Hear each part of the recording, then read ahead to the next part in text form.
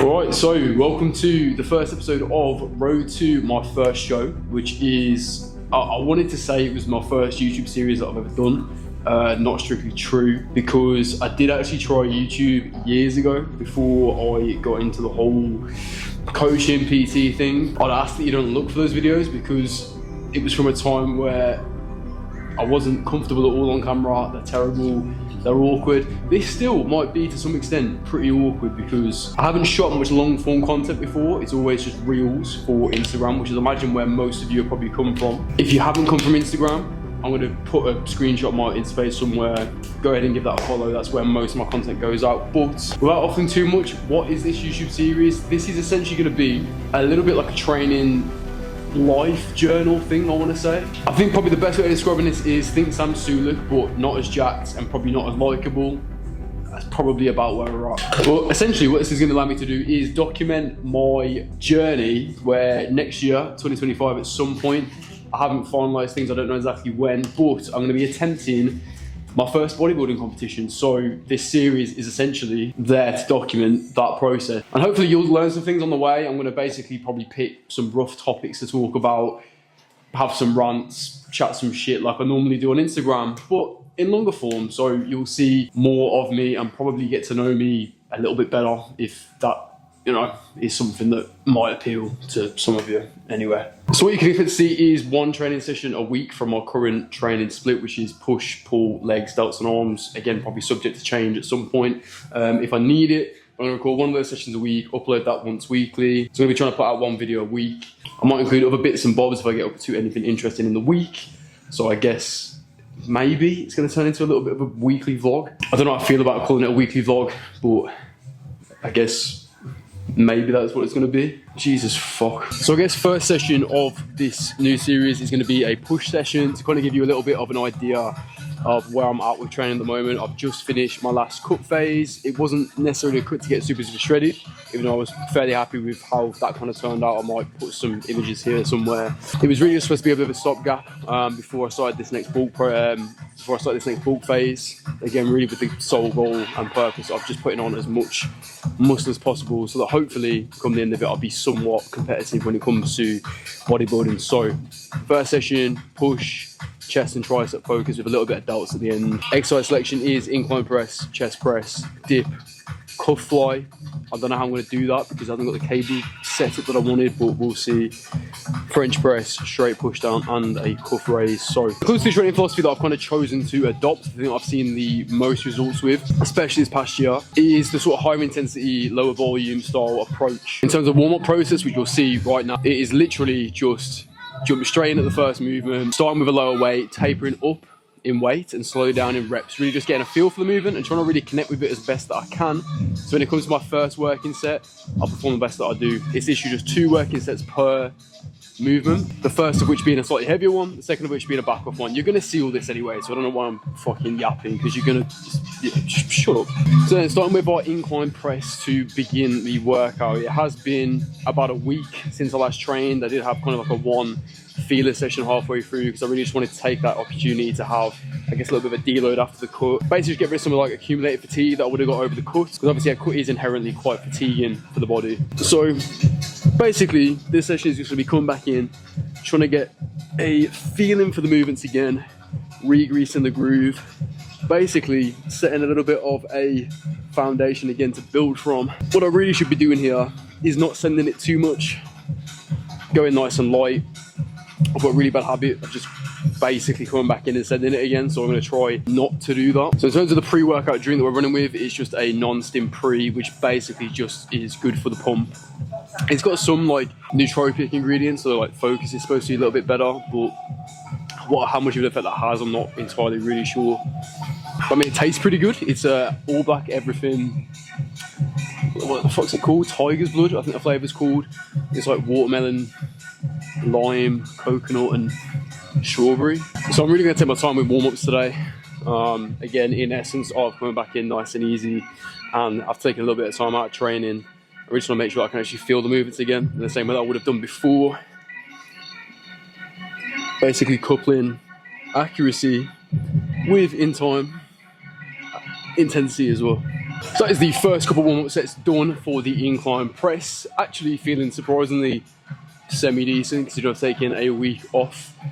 Why am I not in focus? So up to 25 now. This is basically the point in the warm-up where I'm going to start tapering down in reps because I want to make sure that I'm not actually accumulating any fatigue on the warm-up sets because these aren't the sets that are going to give you some muscle growth. Let's take just a few reps, see how it feels. Big chest, like all chest movements. I'm going to really be exposing that chest to that stimulus. Make sure you're using full range of motion. Again, really controlling through that eccentric. Bringing that stretch at the bottom. I like to add a little pause as well, to be honest. We just feel that tension at the bottom. I'm going to leave it there because, again, I don't want to get any fatigue in these start sets. As we do start to get a little bit heavier here, I'm probably about to go completely non-verbal. So you're going to watch me lift some weight, which how entertaining that is, I don't know. Moving up to 30 kg dumbbells now. I think the last recorded thing in the logbook was 35 reps. What? 35 kg for 11 reps. Now, should I try and match that? Probably not, because I'm coming off the back of a deload and fresh off the end of a training phase. But I probably imagine I probably can progress that today, maybe. What do I say about not sending it early doors?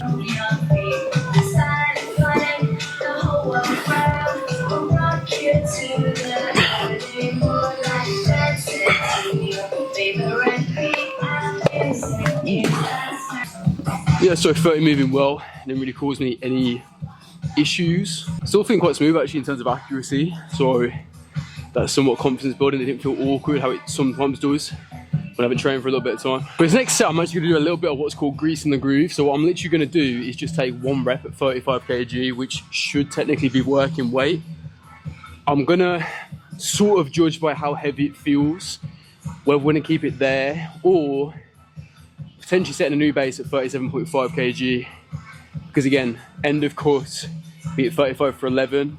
I could argue post deload, we should be a little bit stronger now, so probably 37.5 for 8 reps is probably attainable, but we'll see how heavy this feels first.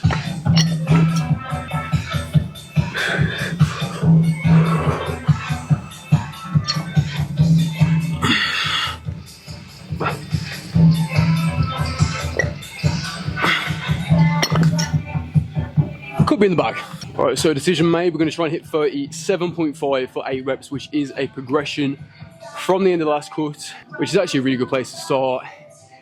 Again, I spoke about earlier about not necessarily pushing it in the early sessions. However, things feel smooth. I feel confident enough in my ability to execute in a way that's safe. I don't feel at risk of injury. So do as I say, not as I do. Right, if any clients are watching this and I tell you to go easy at the start of a new training phase, I still think you should do that most of the time. I'm just maybe a bit of a fucking idiot, which you're probably going to find out more as this goes on.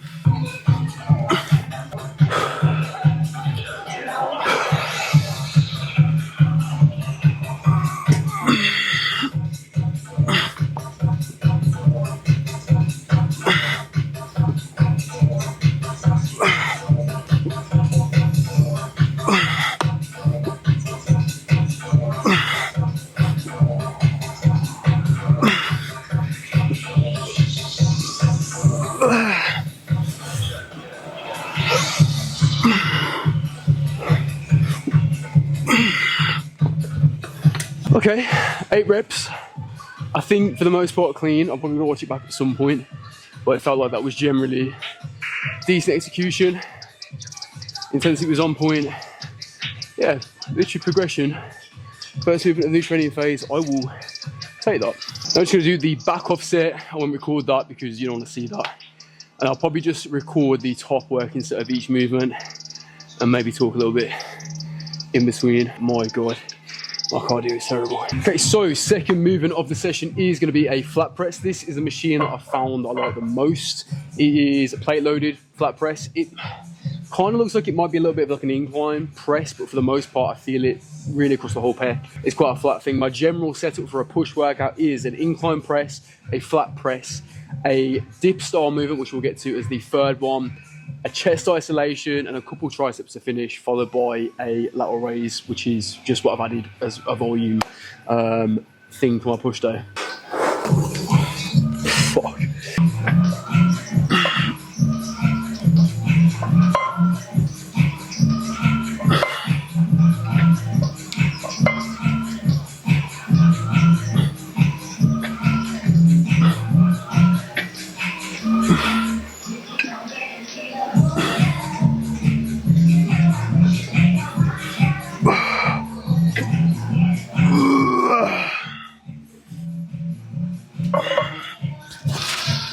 We shall take it, we shall take it. Yeah, I like with this the depth that you get a really nice deep stretch at that bottom position. So yeah, I think that can stick. I think we'll keep that. All right, so moving on to our dip based movement, I've opted to use the machine as opposed to a free bodyweight dip. There's just a little bit more stability in it for me. I would like to get back to doing bodyweight dips, as that's what I've done in the past, and it's something that I don't actually feel like a really good connection with. But as of right now, I think especially as I'm kind of coming back to and feeling that movement, I'm going to just use the machine for it. The one difficult thing with this machine, it doesn't actually have the seatbelt or some kind of attachment to actually keep you anchored. I'll show you a little trick if you don't have that in a moment, which actually my client Dom, shout out to Dom, actually showed me how we can kind of get over that. So it's one of those movements that, because it is a new piece of kit that I'm using, I'm going to have to kind of get a feel for where my working set should be.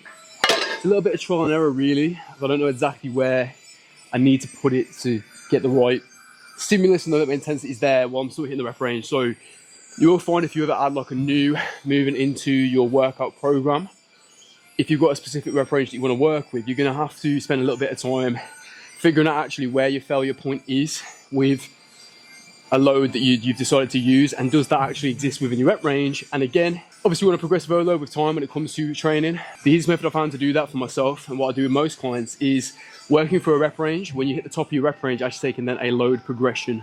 For beginners, you might be able to kind of take a weight progression, as long as basically all outside factors are taken care of, sleep, diet.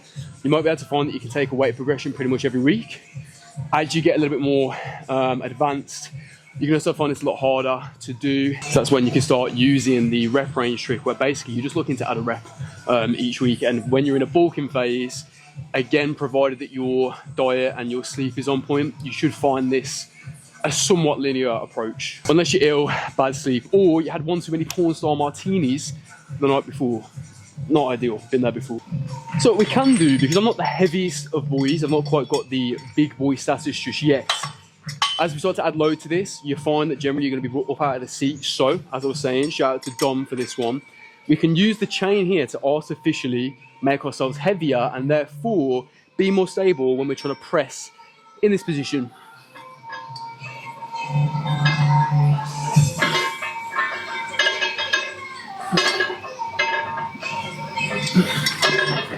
I will never get bored of hearing those iron plates clang against each other.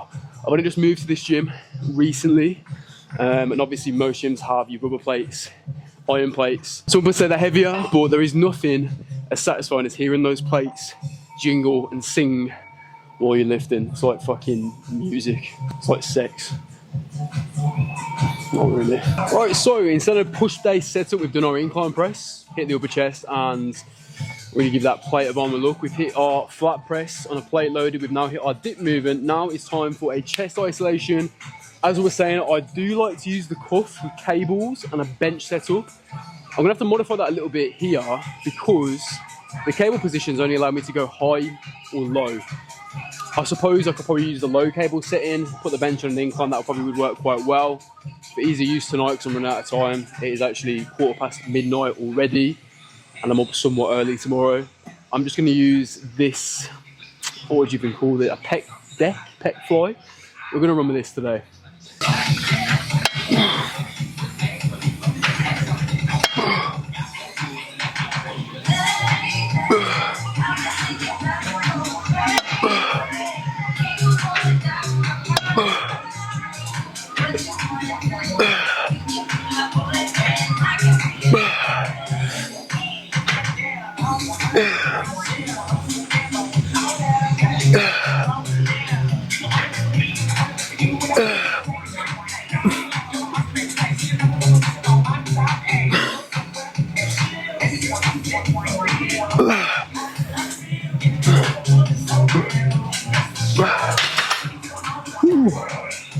Again, same as the dips. New piece of kit, feels slightly awkward to use, but on the whole, actually a pretty good chest connection. So I might keep that in, we'll see. For our first tricep movement on this push day, we're gonna go for I think it's called a French press, where you like, essentially it's like an overhead cable tricep, oh my God. It's like an overhead cable tricep extension. When it comes to training triceps, obviously basically the biggest head of your tricep, the long head, which is going to really help to like make your arms look bigger. Basically the muscle that sits down here that you can see from the front and from the back. You want to get your triceps in a stretch position. That's basically going to bias the long head the most. So essentially how you get your tricep in a stretch position is any point it is sitting in front of the body, or even better, way up here. Why that is, the tricep actually attaches to the shoulder joint. You can feel this if you keep a straight arm, bring it all the way back, you're going to feel a much better tricep contraction. If you bring the tricep to here, you can feel the contraction. So opposite of a contraction is stretch. Get those triceps nice and high.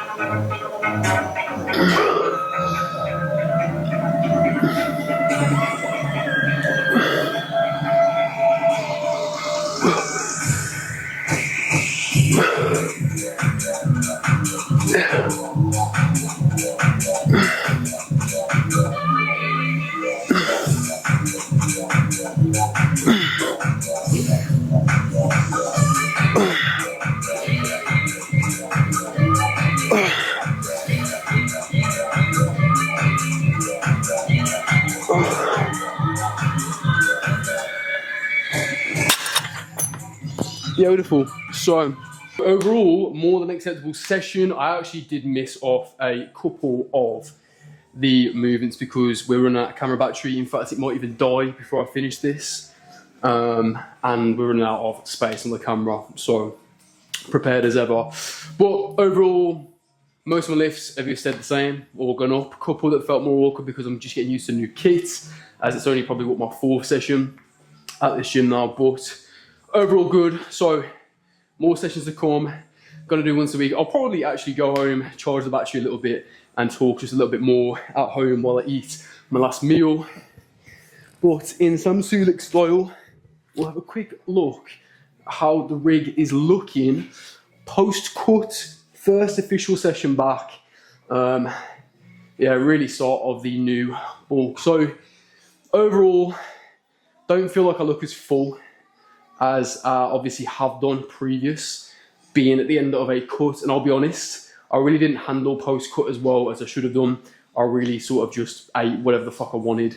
Didn't actually really eat enough food at all. I think I was actually still a little bit of weight in my first week post-cut because I just ate basically fucking junk. But yeah, no complaints with how things are looking. And obviously, while I've got no real complaints, I still don't feel like I'm anywhere near being show ready. Obviously, still a lot of work to be done. Again, I feel like chest probably in proportional terms probably is one of my weaker attributes right now. So that's something that I'm really going to have to give some careful attention to as things progress through this bulk phase. Also posing, I'll be honest, I ain't really got a fucking clue. I am learning in real time.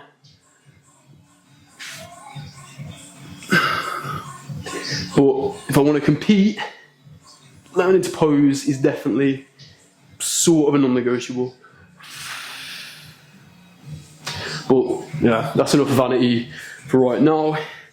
Potentially maybe see you when I get home, maybe? Alright, so just got back home from the first session back, post-cut, first session of the new series, Road to the First Show. Again, this series is literally just going to be me essentially documenting my journey as I basically prepare to try and get ready to compete come 2025 in some kind of bodybuilding competition. So yeah, I really just want to use this as, I think like I said earlier, a way of documenting that journey. Hopefully, if you watch along, you'll probably learn some things. So I'm going to try and basically talk about my methods, philosophies, from everything from training to nutrition as well. Like I will touch on nutrition at some point, and sort of how I'm managing that. Literally just got back, obviously having my last meal of the day. Now what I did was shower first thing off the gym. I know some of you probably might have the same bad habit that I used to have, which is where you don't, obviously we're being quite late, it's literally like 20 to 2 in the morning. I used to have a really bad habit back in the day of not actually showering after gym. Pretty grim, I know. Make sure you do that. If you're anything like me, acne prone, your skin's gonna break out, you've got to go get into bed. Like, you don't want to be taking sweat and gym filth into bed. But yeah, last meal of the day now. Should have been an on-plan meal. I seem to have lost one of my on-plan meals. I don't know where that's gone. I think it's always good with food and nutrition to have like a little bit of a contingency plan in place if you, for whatever reason, didn't have time to prep. If you've got a busy week or you've got a busy day coming up, having a good idea of what you can have instead of what you should have been having or what was on plan. I'm quite lucky because my mate Josh has just had a Simmer food order delivered, which is like a meal prep company here in the UK, and it pretty much had bang on the macros that I was looking for, minus a few carbs. Hence I've just added a glass of apple juice to that. But yeah, so the first gym session back in. It's really hot in the moment in the UK. It's like 29 degrees, which for us is pretty hot. So in terms of where I'm placing nutrition now, I'm basically putting myself in what is roughly like the smallest surplus, just sitting just above maintenance.